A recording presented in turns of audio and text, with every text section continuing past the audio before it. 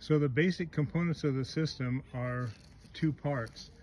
This one is the transmitter, and I'm going to come over here, and this one that looks just like it but has a better label is the receiver.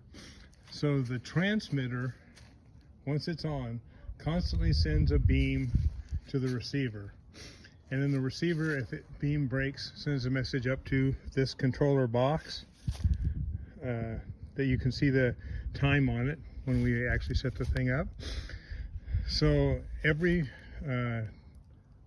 gate has to have a transmitter and a receiver, and usually you're better off if you start with the transmitters because they have no alignment you have to worry about. All of these are the same style. They have 3 batteries in the back, and they have a Velcro tab to tighten it. I have it set up to a post now, but it could also be just part of the agility equipment. You can put it on the jump itself. So there's one there, and then here is my finished jump, just for the example. And again, I like to think of them as right and left. Receiver is always on the right side, and the transmitter is always on the left side. There's a button on the bottom. I turn it on, and when I do that, I can see, there we go, the green light is on, and that means it's ready to go. Let me go check the other one. While I'm doing that, I'll describe the controller box. What this is really a Wi-Fi network that is made with standard components. So here on this transmitter, can you see there you go, the green light is on. That green light is, if you turn it on, it's green if the battery is okay. It's red if the battery gets low, and you want to change the batteries out if they're low. So we have 2 setups here. This one to go over the jump. You notice that they are aligned here, and as soon as the dog jumps over the jump and breaks the beam, then the timer starts, this timer in my hand, and as soon as it crosses the second beam, the timer will stop. So now, before we get started doing anything more, let me describe this Wi-Fi controller box. On the front is the numbers, the time that it's running. On the side, you'll see there's a yellow button. That's a reset.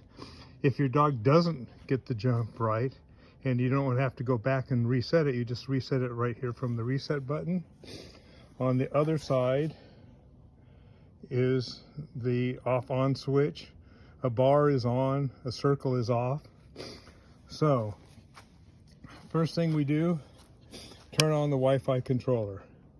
And you see that it resets back to 0. See if I can get it in the shade a little better. So it actually, you can see it's kind of flashing, but you don't see it until you see it in the video. So next thing I'm going to do is I'm going to go turn the receivers on. Again, the button's in the bottom. And now I'll look at this light, and you'll see it's on solid. That means that it is connected to the timer box and made a Wi-Fi connection, and it's receiving signal from the other end. If I go and look at this end, before we turn on the receiver, you'll see that the light is blinking. The status light tells us about the power. It's not on, so it's not blinking. But as soon as I turn it on, it will blink. It blinks fast before it finds the... There we go. Now it's blinking slow. That means it needs to see the transmitter. So now that I've got this thing, it's on. I hope you can tell from the camera video here. It's on solid. So now let's go get the demo dogs I trust me, it says 0. It hasn't started yet. So I'll get my super puppy out of the pickup and we'll try the timer.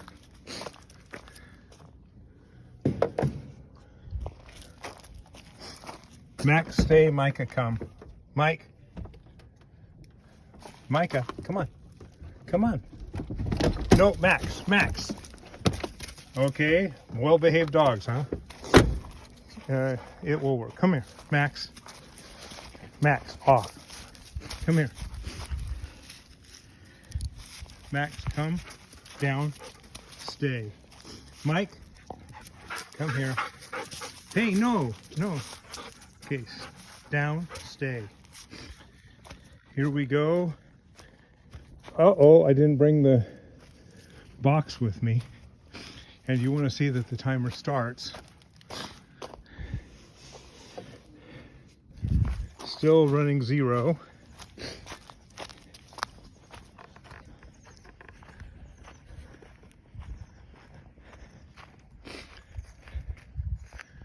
Max, say Micah. So you could see that it clicked on, and now it said that took 1.31 seconds. So that's, let me start it again. Let's say that the puppy doesn't work. Micah, over. Mike, stop. Down. So you see he didn't break the beam. So it's still running. Micah, over.